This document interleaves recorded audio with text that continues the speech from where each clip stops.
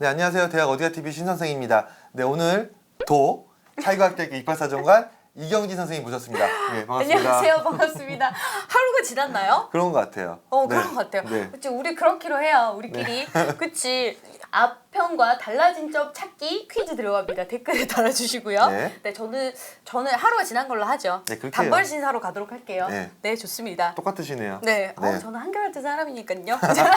자, 오늘 주제가 뭔가요, 선생님? 예, 자기소개서 공통 네. 양식이 발표됐습니다. 두두. 네, 저희가 그때 방송한 다음에 다음 주 2월 첫째 주에 발표된다고 했는데 됐어요. 2월 1일에 바로 우리 방송이 나가면서 발표가 됐는데 이제 공통 문항이 축소되고 글자 수도 축소됐어요. 맞습니다. 네, 이게 학생의 부담이 덜어준다는 뭐 장점은 있겠지만 한편으로는 사정관 입장에서는 평가할 정보가 줄어든다는 또 반론이 또 있기도 했었어요. 어떻게 보십니까? 자, 우리가 여기서 짚고 넘어가야 될 게 학생들 입장에서는 올해 자기소개서가 폐지된 학교들도 많기 때문에 네네. 그거에 대해서 일단 한번 챙겨보시는 게 필요할 것 같고 네. 선생님께서 질문 주신 것처럼 네. 그거에 대해서 지금 생각을 해보면 자, 자기소개서가 네네. 점수가 따로 있다고 보통 학생들이 생각을 해요. 근데 그렇죠. 저희가 평가를 할 때 자기소개서 점수라는 건 사실 없거든요.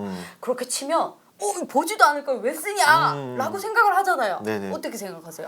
그러니까 그런 불신이 있어요. 실제로 있는데 그거는 이제 뭐 종합적인 평가가 있는 한 그거 좀 없어지기 어려울 것 같다는 생각이 들어요, 사실. 자, 그러면 우리가 2024학년도에는 자기소개서가 전면 폐지될 예정인데요. 네네. 일단 글자 수가 올해 줄었단 말이죠. 네. 그렇게 치면 아까 말씀하신 것처럼 저희가 평가할 때 볼 수 있는 내용들이 줄어들어서 학생들이 오히려 안 좋은 거 아닌가라고 생각할 수도 있고 어떤 학생들은 오히려 글자 수가 줄었어, 좋다라고 생각할 수 있는데 이거는 아마 사람 입장에 따라 좀 다른 것 같고 사정관 입장에서 말씀을 드리면 네. 자, 자기소개서가 줄었다고 하면 항목을 아마 지금 이제 이쪽에다가 네.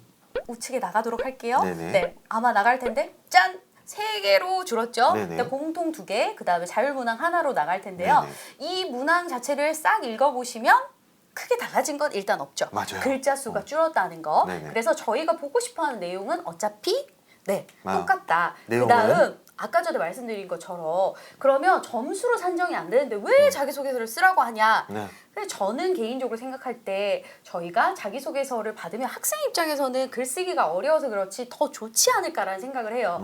왜냐하면 자, 우리가 자기소개서를 자, 링크가 하나 더 나가고 있을 네네. 거예요. 이쪽으로 한번 쳐다볼까요? 네. 링크가 나가고 있는데 몇 초에 하냐면 우리가 자기소개서 쓰고 활용하는 방법 아마 머리 긴 이경진 선생님 나올 텐데 12분 23초부터 보시면 돼요.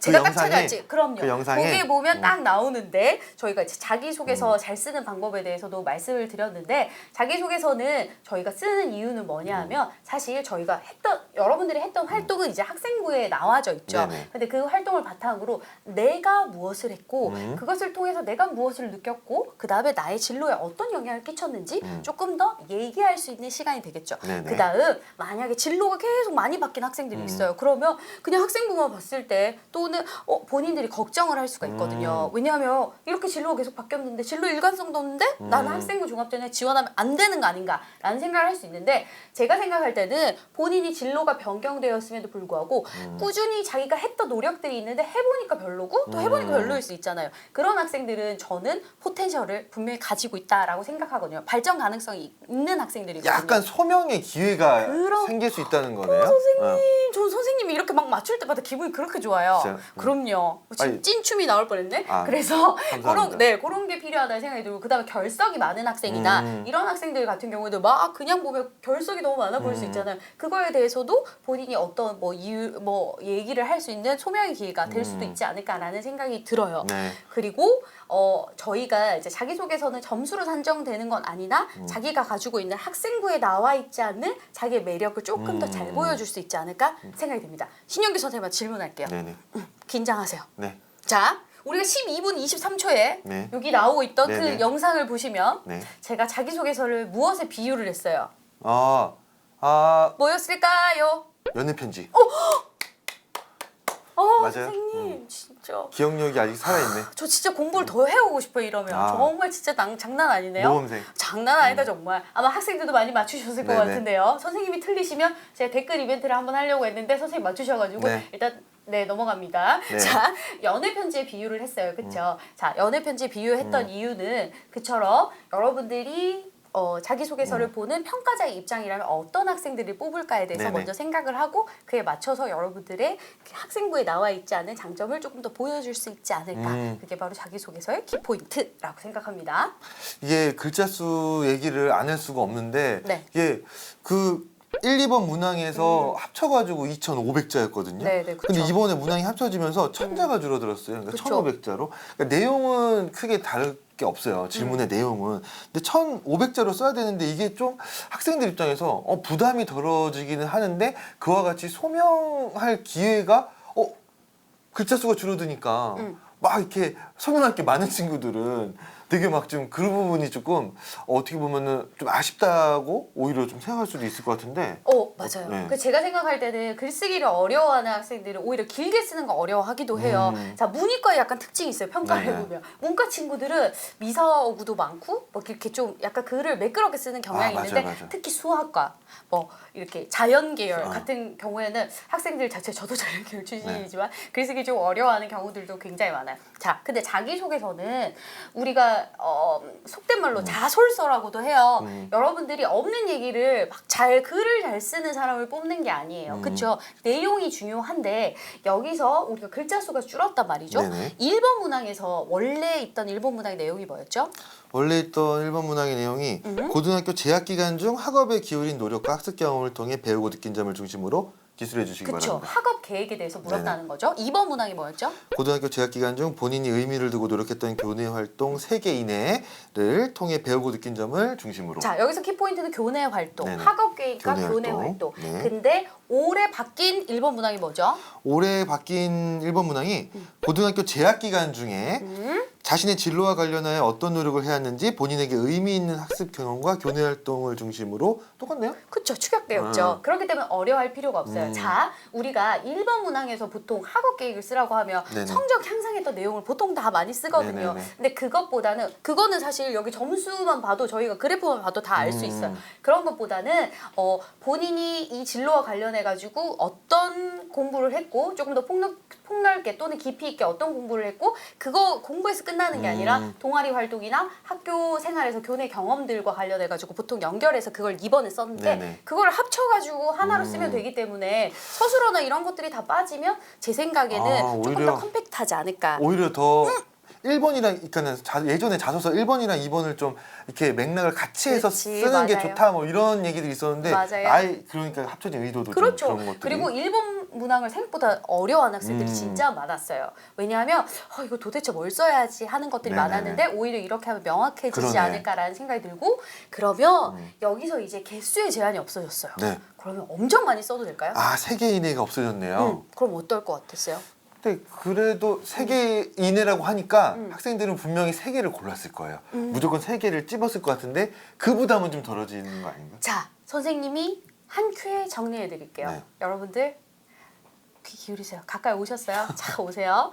자, 뭐냐면 이거 학생들이 앞에 있던 항목에서도 질문을 굉장히 많이 하셨어요. 3개면 선생님 억지로 3개를 만들어야 되나요? 라는 질문을 많이 하는데 있었어요. 맞아요. 사실은 3개를 쓸 필요는 없습니다. 한 개만 쓰셔도 돼요. 우리가 알고 싶은 건 이 했던 활동들에 대한 나열이 아닙니다. 왜냐하면 이 나열은 사실 학생부에 보면 다 나와 있잖아요. 그렇죠? 우리가 자기소개서에서 알고 싶은 거 그것을 통해서 그 활동에서 내가 무엇을 했고 주도적으로 그 활동을 통해서 내가 무엇을 느꼈고 맞아, 이 진로와 관련해 가지고 나의 어떤 것들을 발전시킬 수 있는 시간이었는지 그리고 그것들을 통해서 무엇을 느꼈는지가 키포인트야. 맞아. 요걸 쭉 연결하면 되는데 자 그러면 한 가지 경험을 쓰기에는 글자 수가 조금 많아요. 그렇죠? 네네. 그렇기 때문에 보통 학생들이 2가지 정도를 쓰는 학생들이 사실 대부분이에요. 3가지 정도로 나눠서 쓰면 사실 했던 거를 좀 나열식으로 기술할 수밖에 없거든요. 그러면 사실 좋은 학생부라고 좋은 자기소개서라고 말하기는 조금 어렵지 않을까. 왜냐하면 나열 막 하다 보면 좋은 시간이었다. 깨달음을 얻었다. 뭐 그러고 말거든요. 근데 그거를 보고 싶어 하는 건 아니거든요. 그러면 여러 개를 현재는 쓸 수 있으나 선생님 저는 한 가지를 에피소드를 한 가지 꼭지를 쓰고 싶은데 그거 관련해 가지고 어떤 걸 느꼈고 무엇을 활동을 했고 그걸 통해서 어떤 걸 배울 수 있었고 이런 인적성에 어떤 영향을 끼쳤는지 쓸 게 아주 거리가 많아요 하는 친구들은 오히려 한 가지만 써도 상관없어요. 그럴 것 같은데요. 네. 그 한 가지가 그러면 얘기 듣고 나서 보니까 정말 의미 있는 거 한 가지만 이렇게 이제 집중적으로 쓰는 게 좀 더 나을 것 같아요. 제 그렇죠. 생각에. 근데 보통 그렇게 하기엔 글자 수를 좀 채우기 어렵기 때문에 보통 두 가지 정도를 두 가지 쓰는데 정도. 그러면 또 이 TV를 보는 친구들을 위해서 꿀팁을 하나 드려야 되겠죠. 네네. 2015 개정교육과정에서 보면 인재상이 뭘까요? 뚜둥. 2015 개정교육과정에서 인재상. 알려주세요. 네. 자, 창의융합형 인재예요. 아. 그렇죠? 자, 여기서 2015 개정교육과정의 창의융합형 인재라는 것은 창의적인데 창의융합?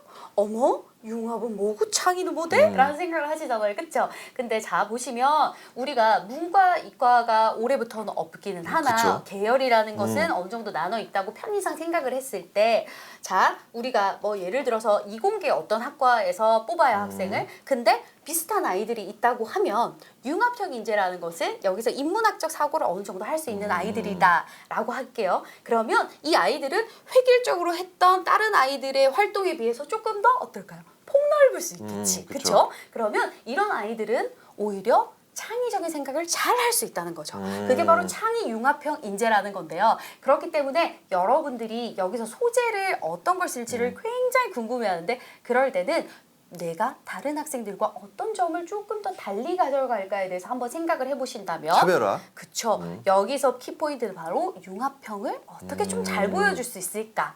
이제 앞으로 이제 사회에서는 그러니까 뭐 4차 산업혁명이다 뭐 이런 얘기를 하는데 제일 중요한 건 창의적이고 융합적인 사고를 할 수 있는 학생인가. 근데 선생님 어떻게 융합적을 잘 보여줘야 하는데 저희 사정관 입장에서도 그런 아이들은 분명히 조금 더 폭넓은 경험을 많이 해본 아이들처럼 당연히 보일 수 있겠죠. 그것이 바로 키포인트가 될 수 있습니다.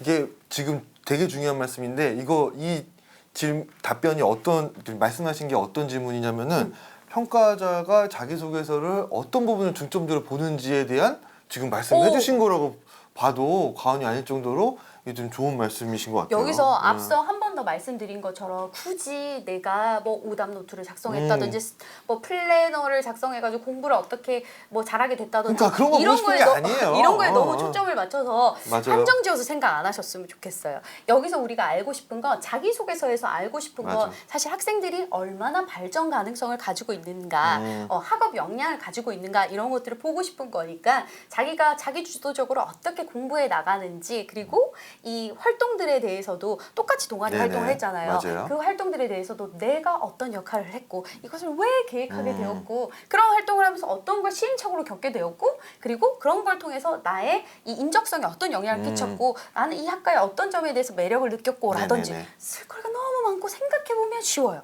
어머 쉽다고 얘기하면 아이들이 좀 그런가? 아 근데 말씀하신 거 보면 정말 네. 쉽게 느껴져요. 그쵸? 그게 좋은 거예요. 너무 네. 어렵게 생각하지 않으셔도 돼요. 그리고 여기서 제일 중요한 건 요 링크에서 아까 12분 23초에서 보셨던 것처럼 네네. 제일 중요한 건 보는 평가자의 입장에서 한 번 더 생각해보고 중복된 내용을 계속 보여주기보다는 조금 더 똑똑하게 배치를 해서 나의 장점을 어떻게 보여줄까를 한 번 더 생각해보고 계획을 어느 정도 잡아보고 글을 쓰는 게 좋은데 지금 이게 중요한 이유에 대해서 한 번 더 말씀드릴게요. 뭐냐면 지금 여러분들 저희와 함께 하셨죠? 네. 그러면 미리 지금 한번 작성해 보는 거예요. 그러면 쓸거리가 없어. 그럼 맞아. 언제 채우면 된다?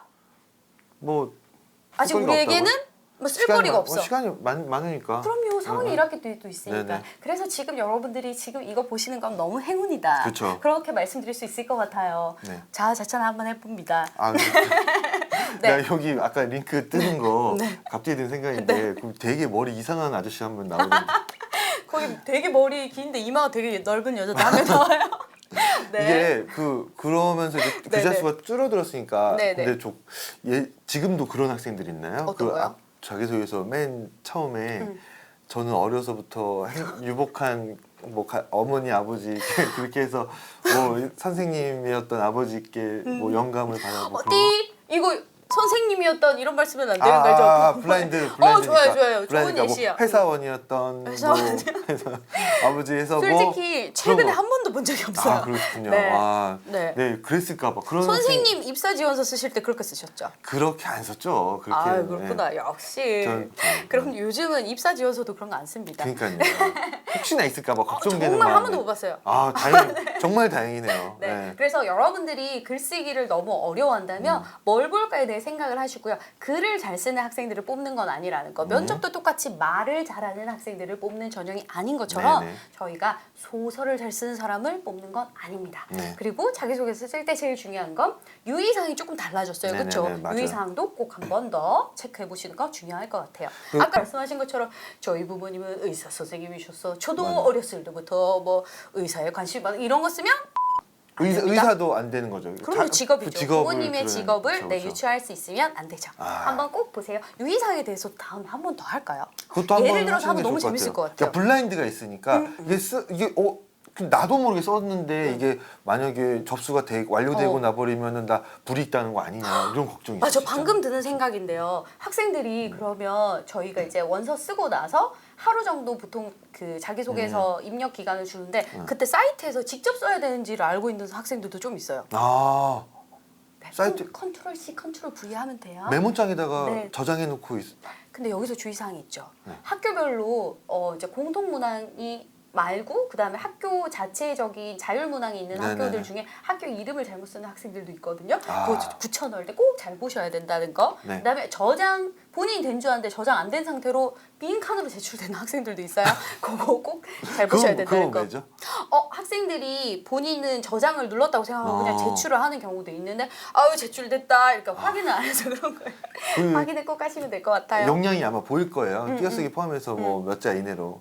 그리고 그 한글에 저장하시기보다는 메모장에 저장해 놓는 게 한글에 이상한 수식이 갑자기 먹거나 이럴 수도 맞아요. 있으니까 어머. 메모장에 적어서 저장해 두신 게 가장 우리 환상의 콤비다. 제가 한 개 딱 빠져 먹으면 선생님이 딱 이렇게 탁 한번 화이팅 한번 할까요? 서태원과 강백호. 네, 저희는 손소독을 다 했습니다. 네.